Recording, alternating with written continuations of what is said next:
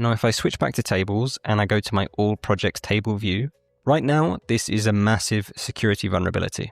And the reason it's a big security vulnerability is that yes, we've set up that other table view that only shows records linked to the currently signed in user, but we still have this all projects table view. And this is useful to have because we'll probably still want some users to be able to see all the projects that exist. So for example, an admin should be able to see all the projects that exist.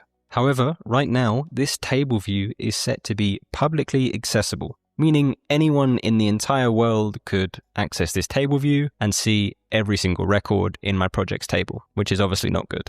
However, we can control this. So if I click this button, it will open this pop-up, and from this pop-up, I can control the access restrictions to this table view. So if I open this select, here you can see at a broad level, we have two options, public and authenticated. Authenticated meaning that only users who are signed into your application can access this table view.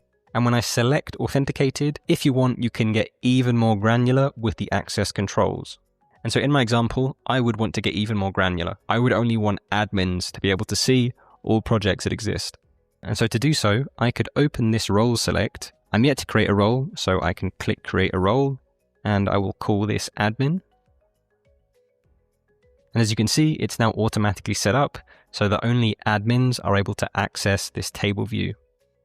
And so now to test this, if I get rid of this My Projects table view and instead bind it to the All Projects table view, here you can see we don't have any data, which is great. It means it's working exactly as expected. My account right now isn't an admin, and so it makes sense that I can't see any data. So to make sure this works in full, I'm going to give myself the admin role, and when I do so, I should be able to see all those projects.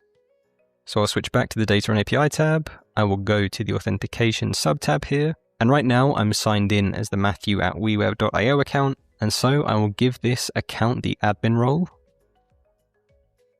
And if I now switch back to the interface and refresh, you can now see I have access to all of the data of that all projects table view. So it's working completely as expected. Now with that said, there is one final thing I want to cover, and that's how you can protect your pages.